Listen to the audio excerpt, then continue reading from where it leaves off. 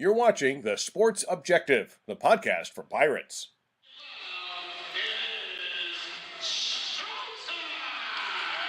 This is East Carolina Hall of Famer and Utah Jazz first-round draft pick Blue Edwards.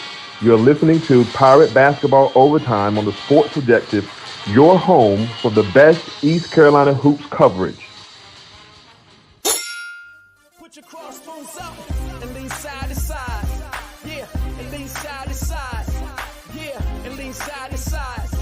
Come on. Yeah. Welcome to the island, man. It's crazy in here. A whole sea of purple and gold waving in here. Keep a plank on the shark tank, traders beware, because we got a whole bunch of rowdy sailors in here. Armed and ready, bang the lane, be aware, because if the backboard break, glasses spray everywhere. We'll lighten up the scoreboard, you came with a flare, but we put it out quick. Welcome to Pirate Basketball Overtime right here on TSO, and myself and the producer, co-host, he's been with me right around 5 years, Bubba Rosenbaum. What's up, man? What's going on, Dave? Just watching some football, championship Saturday. You had Utah taking care of business for a second time last night against USC, knocking the Trojans out of playoff contention. And today, you have a couple of excellent games going on early in the second half now in the MAC championship game. Toledo beating Ohio 10-7, and right now K-State is up 14-10 on TCU, and the second half is going to be getting underway here shortly. Yeah, as we're recording this show live, it's actually been raining today. I was hoping to do some stuff outside, but it's definitely a great day to watch football and watch Pirate Basketball Overtime right here. Pirates get the big victory, 79-69. Bubba, very happy. By the way, overall, one thing I was going to say, and then I'm going to pitch it to you, is you and I were talking pregame right before we were texting, and we always do before the games. And I was just curious to see how after Tuesday night, the loss to South Carolina State, we're not going to dwell on that, but how would this team respond? And Bubba, you get a 79-69 win. And the great thing about a win in this particular case is it was not a perfect game all 40 minutes. But overall, pleased to see the Pirates bounce back, get a victory, 6-3 on the year. Yeah, in the postgame, Mike Schwartz was asked that very thing. That may have been the first question he was asked by the local media as far as bouncing back. And he said he had felt as though practice had gone very well the last couple days since that loss that you referenced to South Carolina State on Tuesday night. And the Pirates were sharp from the get-go, playing their best first half of the season. And we'll talk about the game as a whole here in a minute. But the Pirates were sharp from the opening tip. It was you had your runs and ebbs and flows like you do in any ball game. But the first half was back and forth, and the Pirates, after a few lead changes and ties, really took control of the game late in the first half, and then continued that on into the second half, and then didn't play the way we would have liked in the final 6 to 7 minutes, and found a way to knock down free throws in the final minutes. But in the first half, you really saw R.J. Felton. R.J. Felton had an unbelievable game, 25 points, knocked down 7 threes. And there in the first half, he started strong, and then I think there with about 4 minutes to go in the half, he knocked down his third three-pointer of the game to give us a 3-point lead, and we closed the half. I think it was maybe a 17-2 run. 24-24, and at halftime we were up 41-26 right after Javon Small got fouled there on the final possession of the half, knocked down all 3 free throws. And it was a great job by him. Crossover, step back, and then he linked in the air and allowed the Pirates to close.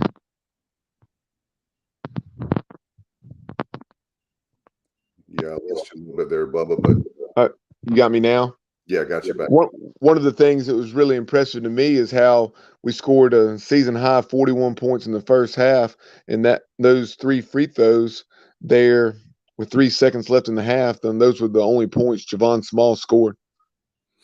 Yeah, it was amazing time, when you have this team, and basically, I believe it was when you had Javon Small, by the way, who had was it 9 free throws? He had 11 assists. He had a whole bunch of assists, and he had a whole bunch of free throws. And you think about that, and the Felton get 7 out of 10, 70% from 3-point land, and I felt like that was like for me 25 points, and took the team on his back, don't you think?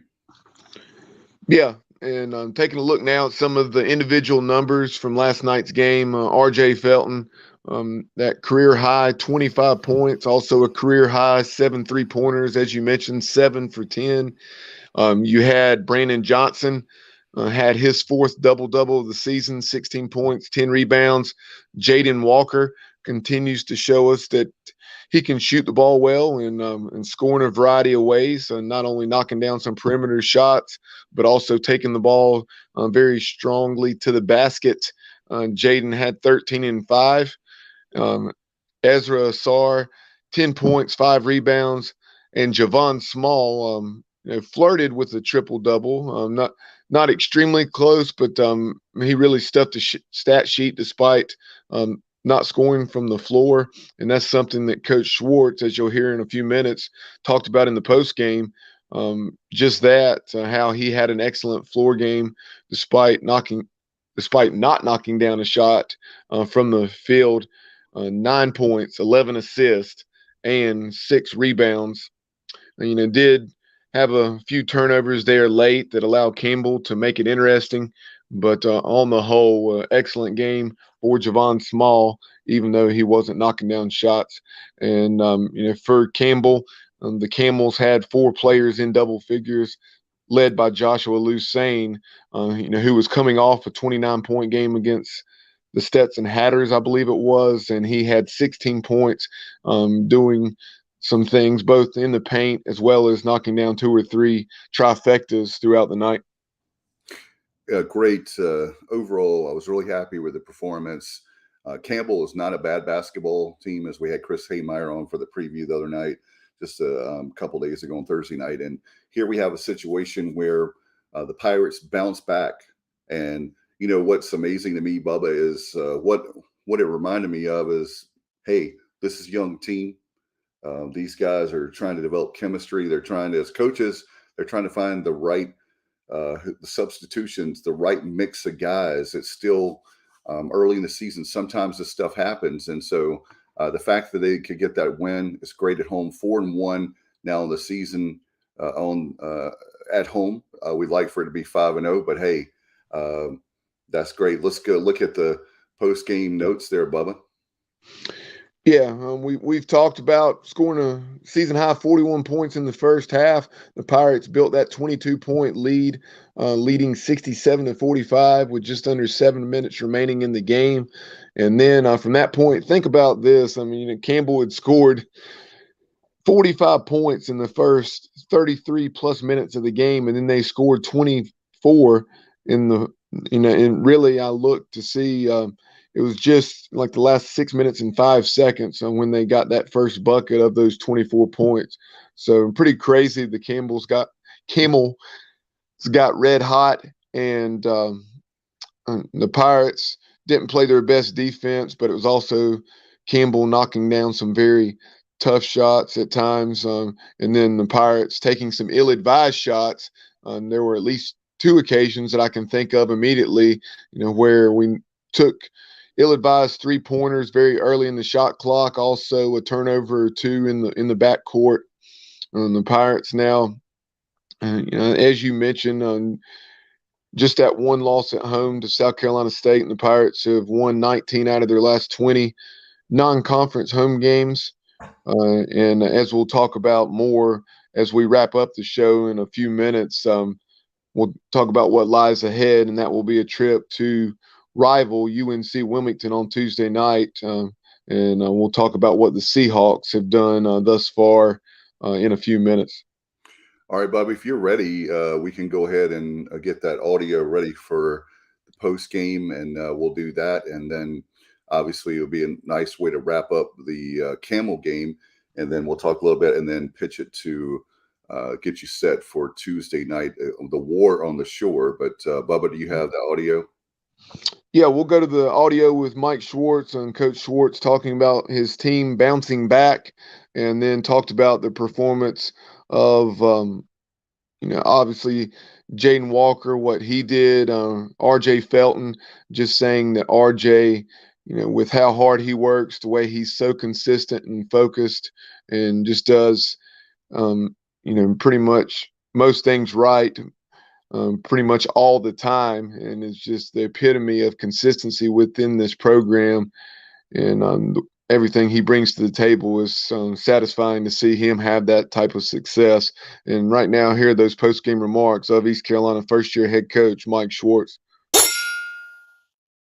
Good win versus a really good team. I think just a ton of respect for Campbell and their program and their coaching staff, and it's really, the players. There's a really good team, and so excited about that win for us. That's a big win, especially coming off of 2 losses.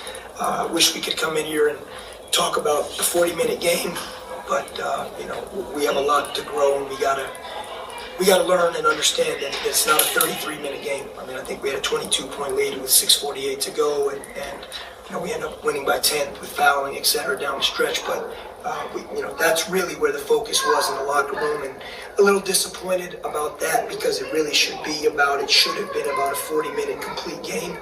But at the same token, we're going to learn from this. A lot of guys that were in the game late, they were either playing in high school or AAU this time last year, or were in games when the game had been decided already and they weren't part of maybe building that or being part of that first 35, 34 minutes. So something that we can learn from, and win or lose, we have to find a way to get better, and that's where the focus will be in terms of that.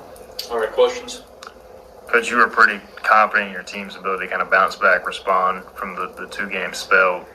What kind of gave you that confidence, and do you feel like they kind of met the challenge tonight? Yeah, I really do, and I was very proud of the guys when we talked about that. Just that they came in with a very good mindset, an open and locked-in mindset. When we watched the film of the South Carolina State game and we started prep immediately for Campbell, they're a very good offensive team, and so we started some prep right away the next day on Wednesday. The film room came out. We had 1 day of prep on the court Thursday, and then we had our shoot-around today. So for those guys to be locked into a unique system and a very good offensive team, I think Campbell in their last game had 80, scored over 80 points in the game. And so we knew it, and our guys were mentally, they were locked into it. And then from the other side of it was, we really, since the South Carolina State game, from the locker room until just now, from the end of the locker room after the loss to right now, we talked about, guys, all we want to put everything in the next 3 days is maximum effort in terms of what we do as a team,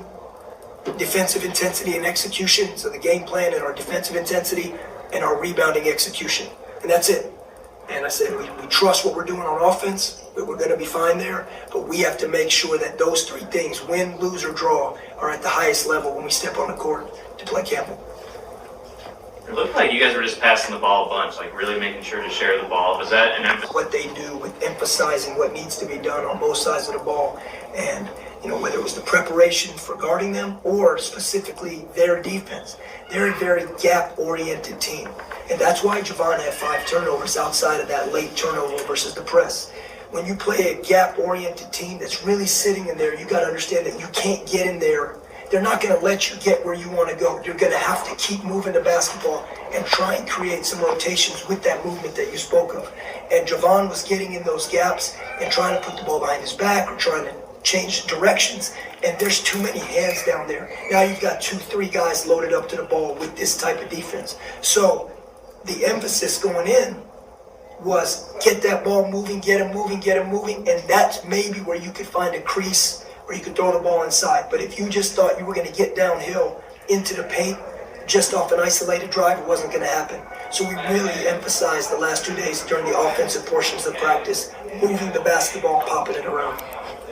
Ezra Azar got the star. He had some really great moments tonight. How did you feel about his performance tonight, getting the start? Yeah, first start in college. I'm sure that's exciting for him. And we spoke the night after he scored 18 that night, and obviously he had a nice offensive game, but the team result wasn't it. And, we talked a little bit that evening, and it said, Ezra, that for him to continue to grow as a player, he has to forget about that right away. And I give Ezra so much credit for this reason. Ezra hasn't played as much as he wanted to up to this point. Like all players, they want more, and I got great respect for that. But what Ezra has never done is ever held his head down. He's never had a poor attitude. He's kept an incredible attitude. In fact, he has tried to seek out coaches, myself, to watch more film individually, do things like that, where prior to him having that game, he did that after games he didn't play a lot, or after games he didn't play well. So I just give Ezra so much credit for his mindset to stay humble, stay hungry as he's trying to get on the court. And tonight, we'll look at the tape, and there's things he should have done better tonight. He knows he can't get his shot blocked at the rim that many times. And he understands that, and he's going to work on it, but he's the first to say it. And defensively, we really trust Ezra in terms of his defensive versatility. So, proud of Ezra. Could you tell during shoot-around today that RJ was going to come out here and shoot the ball like he did, 7 for 10 from three-point land? He provided a huge spark today for you guys. If I could tell that at shoot-around, I'd be probably coaching in the big boy league up in the NBA if I knew how to predict that. No, you know what? But I tell you, RJ, every day, RJ is locked in. He really is. Every day. And it doesn't, whether he makes mistakes or doesn't make mistakes, or makes shots or doesn't make shots, he's locked into the team focus and what we're trying to do. And he had great energy today. He had great energy yesterday, but he had great energy the day of the South Carolina State shoot-around. He's a consistent person. And that's what I love so much about RJ. And to be honest with you, the only play I remember at one point was the shot he didn't contest late game. And that's the one. But after thinking about RJ through the game and looking at the stat sheet, he was dynamic on offense, but he earns every minute of it because of how he does everything. The way he carries himself, the way he works in the classroom, the way he works in practice, the way he works on his own. I think he has earned, a successful game like that. Coach, for Javon to almost have a double-double without making a shot, does that just show you how much he can affect a game without scoring? And also, does that kind of maybe show how defenses are paying attention to him a little bit more? 100%. We talked about that with Javon, that every game, as more film is out there, and so that target gets a little bigger on us because they know he's a really good player. He's a really good point guard. But what I think about that is that's a true point guard line right there. To have 9 points out of 9 of 9 from the free throw line, 11 assists, what do you have, 4 rebounds or so? I think, or 6 rebounds, 6. He's, inching towards a triple-double without making a field goal. That is a real, he controlled the game from a point guard perspective. And that's what we would call it, that he really had a great floor game in terms of all aspects as a point guard. And he did. 9 of 9 from the free throw line. When we were obviously struggling late game, he made the free throws that were really important for us. But he's the first to say in that locker room, he knows late game, some of those turnovers, some of those things, great point guards, he knows he holds himself to a high standard that he doesn't want to do that. And he will fix that. We will fix that as a team. Got to ask about the moment with Quentin. He had the baseline drive. Is that just kind of a teaching moment as far as awareness, or kind of what do you see on that play? Quentin is a really selfless player. He's not a selfish player at all on offense. He really plays the right way all the time. The last few days, in the last couple games, myself and the staff have really challenged him defensively. And sometimes when you challenge someone so much on defense, he did the right thing. He took his mind off offense. But you have to know when you're wide open at the rim. That was an innocent mistake. That was something, he wasn't, awareness, not whatever you want to call it. It was nothing, you give that ball to Quentin 10 out of 10 times, he's going to dunk the basketball. But combine the fact that we've really been challenging him defensively. And let's be honest, the truth is, he's not in the starting lineup for the first time all year. His minutes aren't probably what he wanted them to be. Sometimes you can get in your own head that way. And that play probably would be an example of that.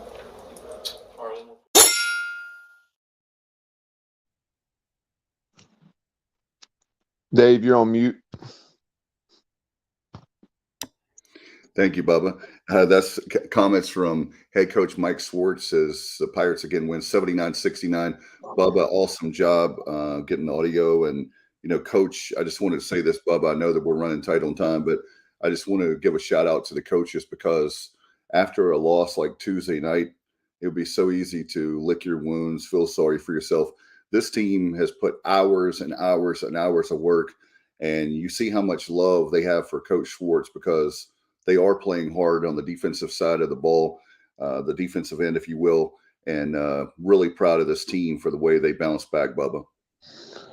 Yeah, definitely an excellent performance, especially for those first 33-plus minutes. The last 6.5 to 7 minutes, definitely not what we would want. You felt like Campbell would probably make a run at some point because they're a quality team.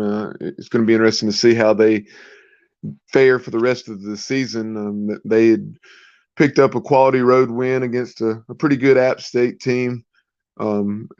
And then you also had them take NC State down to the wire. And like Coach Schwartz said, is a game that really Campbell probably felt like they not only could have won, but perhaps should have won. Johnny Robertson chiming in about some of the comments that Coach Schwartz made as far as Quentin DeBunge.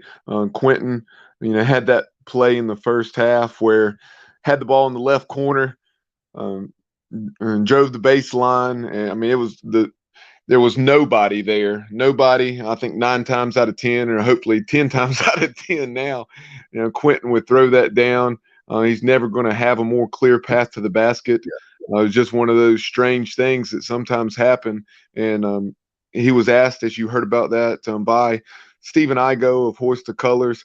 And he was talking about how Quentin's defensive focus, effort, and some of those things had been really addressed in the last few practices. And he thinks because of that, that led to Quentin, passing up a shot that he simply should not have passed up, and it was going to be as easy of a shot as you could get, really. But he said he had noticed in games 2 through 6 that DeBunge was playing about 25 minutes a game, averaging 11.5 points, and in the last 3, those minutes had dwindled to about 9 minutes on average, and just a couple points per game. So appreciate Johnny Robertson chiming in as always, and we'll talk about the UNC Wilmington matchup here in a few minutes. But Johnny Gardner just pointing out at Trask on Tuesday night will be a very tough test, and that he hopes Benjamin Biela, who's really struggling shooting the basketball to say the least, but has played well in other ways in the minutes he's got. He got a start last night. But I think he's something like 1 out of 23 thus far. So like Johnny says, hopefully Benjamin Biela will get it going soon and shoot the basketball the way we know that he can. No doubt about it. And again, this is going to be you're right on the money, Johnny, as both Johnnies are, Johnny and Johnny. When you have Trask Coliseum, the war on the shore as we've known it for many, many years, and you have the fact that the Seahawks are still in the CAA and they do a great job there with that program. And Bubba, we just haven't had the success like we've wanted to like we would like to in Wilmington. So we'll see how that plays out. Yeah, and a few words here in just a moment about the Seahawks and what that team has done thus far, because they're red hot and they've won 5 straight. But before we move on from the Campbell game, I very quickly wanted to run over these team statistics. One of the things that stood out about Coach Schwartz post-game remarks is the way the Pirates shot free throws for the game, as well as down the stretch. Campbell closed to within. They were facing that 22-point deficit with just over 6 minutes remaining. Whittled the lead down to 6 with, I think, about 40 seconds left. As a Pirate fan, things got pretty uncomfortable there. I reflected back about 20 years to a game that we had against UNC Wilmington the first 2 or 3 seasons of the Bill Harrion era, when Brett Blizzard was there with UNC Wilmington. And this game was being played, though, in Williams Arena-Minges Coliseum, and we had something like a 22-point lead. And it got down to one possession as Brett Blizzard started. He got red hot and knocked down something like 4 or 5 threes in the final 4 or 5 minutes of that game, and got down to a one-possession game. And you're thinking, oh, gosh, this is going to be an absolute nightmare, and kind of had the same feeling last night. But fortunately, Javon Small and Jaden Walker knocked down 6 free throws, Small converting 4 of those attempts, and the Pirates were able to put it away against Campbell. But the Pirates shot 46.4% from the floor, 26 out of 56. The Camels also knocked down 26 games. Was the Pirates 3 and 44. Campbell, on the other hand, 8 out of 25, 32%. East Carolina, as we mentioned, was excellent from the charity stripe, 88.2%, 15 out of 17. Campbell, on the other hand, was 9 out of 13, 69.2. The Pirates out-rebounded the Camels 38 to 28. Carolina really shared the basketball well. That's something Coach Schwartz touched on in his post-game remarks. Just saying, with how Campbell plays defense, they make it really difficult to attack gaps. You really have to move the basketball well. The Pirates shared the ball probably as well or better than they have all season. 20 assists on 26 made field goals, and had 6 more assists in the game than the Camels. The Pirates did have a few too many turnovers, 13. I think in the first 10 minutes of the game, when Campbell largely had the lead, and the lead was going back and forth in the first half. The Pirates had 5 turnovers. Then they really took excellent care of the basketball for the remainder of the first half. But, that kind of reared its head again in the final 6 to 7 minutes of the game as the lead was sliced from 22 to 6. And in the game, Pirates 13 turnovers, Campbell 9. So, as we mentioned, Pirates next time out will be traveling down to Wilmington, the Port City, on Tuesday night.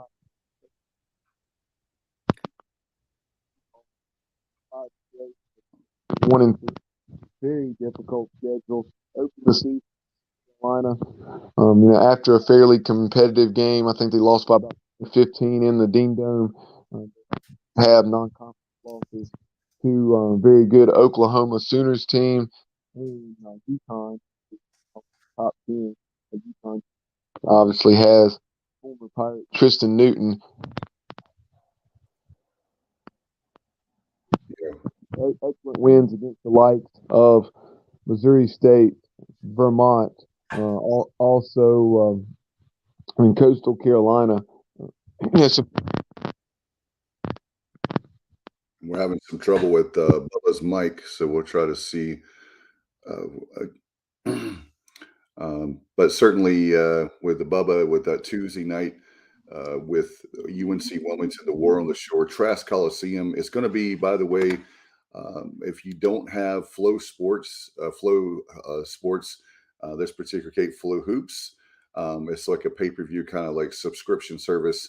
And maybe if you want to do a trial of that, but you can watch that at 7 o'clock, or you can listen to our good friends, Jeff Charles, voice of the Pirates, and of course, a longtime coach, assistant, and then filled in 2017, Mike Perry.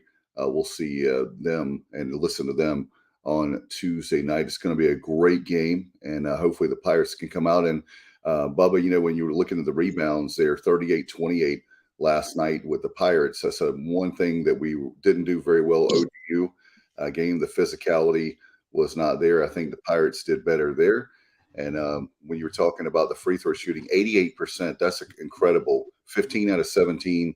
And the other stat that stood out to me, Bubba, that hopefully we keep up, I know Felton had something to do with that, was 70% from three-point land, but 44% from three-point land is really, really good. And I hope we can keep that up. That's the difference in moving on to the next level as far as having a postseason tournament beyond the conference tournament. That's one of the factors I'm going to be looking at. As always, you and I have been talking about for 3 seasons now. We've got to get that 3-point percentage up, and last night was a good example of that.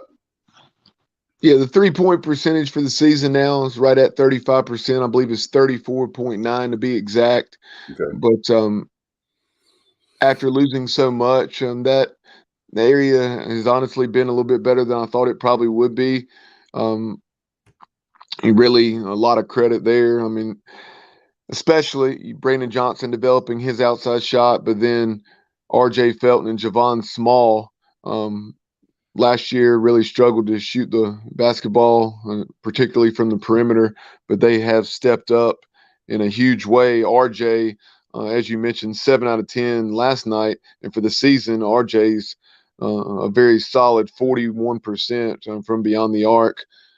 So as I was saying a few minutes ago when my mic was messing up, that UNC Wilmington test is going to be, as Johnny Gardner said, very challenging. They've won 5 straight, and anytime the Pirates come to Trask Coliseum, they're absolutely fired up and ready to go. And Tuesday night will be no different. I recall another game from early on in the Bill Herring era. I want to say it was the 2000-2001 season down there at Trask Coliseum. My dad and I had gone, actually had a friend of mine from high school who was at UNC Wilmington and got us tickets. And I remember that night walking into the arena, they had an old Bug there parked adjacent to Trask Coliseum, and it was painted purple, and they had in gold or teal, whatever, BDCU painted on the Bug, and then they were selling tickets to students for $1 or $2 a piece for an opportunity to take the sledgehammer and take a whack or two at the ECU Bug. So that shows you a little about how much UNC Wilmington cannot stand East Carolina. It's probably the closest, or one of the closest rivalries in state, and the CAA days, and just a lot of history there. So we're going to have to do that. We want to look at, obviously, Bubba, before we get out of here. I know we've got football to watch, but I want to remind fans, too, that we got the big game on Tuesday night on the road, and then the Pirates will come back. Coppin State, man, that's another team from the MEAC coming up next Sunday, the 11th. That'll be at 2:00 at Williams Arena-Minges Coliseum. Of course, it'll be on ESPN Plus, but we'd like to that's a 2:00 game, and I know we'll take the kids to that game, Bubba. It's going to be great, and I know we've got some other great games coming up, right? Yeah, looking at the remaining non-conference schedule, Pirates now 6-3. UNC Wilmington, Coppin State. Then you have at South Carolina. So all you Western North Carolina Pirates, Pirates that are in the Palmetto State, try to get to Greenville, South Carolina, there in the upstate for that one on December 17th. That is a Saturday, officially, or exactly rather, 2 weeks from today. And that is, I want to say, a 7:00 tip-off, something like that, 6 or 7 o'clock, 7 o'clock tip-off. I definitely plan on making that one if at all possible. And the final non-conference game will be at Minges. Dave, I think you have the schedule pulled up, so tell us the date of that High Point game. We have the High Point game on Wednesday, the 21st. That'll be at 6 o'clock. And we'll have that at Minges. And then we have another one post-Christmas, and that'll be the 28th, and that'll be home. Our first conference game is against Temple, and that'll be home against in Greenville at Williams Arena. And then finally, the last game on the road for December will be the last game of the year, if you will, for 2022. Saturday, December 31st, New Year's Eve, 4 o'clock, a tough one, as always. It seems like they always schedule this game same time every year, but it's at Wichita State. So nice little run. We got a lot of games, Bubba, but certainly some winnable games in there. And I feel like that with this group, the good news is that this is not the ceiling for this team. They're only going to get better, Bubba, as they're obviously well prepared, great coaching staff. And as RJ Felton talked about, they're putting hours and hours and hours. And he was talking to the voice, Jeff Charles, about that of work. And obviously his hard work has paid off, certainly so far. And we'll see how it goes for the rest of the season, but certainly the next handful of games. And one more point I want to make, Bubba, is always with this difficult conference schedule coming up, we've got to really push hard. And these next 4 or 5 games are a really big part of the season coming up. Yeah, as I said a couple minutes ago, Pirates sitting at 6-3, really feel like you probably should be 7-2, but stuff happens. Like that loss to South Carolina State. South Carolina State playing Furman today, and I'll look and see what the score in that game is. Furman, very good basketball team. With the in-state battle there against the Bulldogs. But and we'll certainly have a more in-depth look at some of those other non-conference opponents as those games draw closer. I think Coppin State, last I saw, was something like 3-5. South Carolina, Gamecocks have had their struggles. They also have a first-year head coach, Lamont Paris, coming over from Chattanooga. And then High Point, they have the son of Tubby Smith, G.G. Smith, who's been on his dad's staff at multiple stops. G.G. is the new head coach there at High Point, and they're off to a 6-1 start. But in the Pirates, hopefully we can pick up a few more wins. Obviously we want to win all of them, but and hopefully we can finish and be at least 8-4 or something, if not 9-3 going into conference play. Yeah, excuse me, or 10-3, 9-4. I was getting ready to say the 10. That's what I'm looking for between now and conference play, is somehow, some way, we can pull through and get 10 wins before the conference season. That will be. Because I'm thinking that, Bubba, what do you think realistically, 4 to 6 wins in the conference, something like that? So if there's some way that we could win 10 games non-conference, be at the 10-win mark before we play Temple, would be fantastic, but we'll see. Yeah, obviously there'll be games like Houston where it's a real uphill battle, but honestly, Dave, I think we're going to stand a better chance in league play than we had originally thought. We shall see, but okay.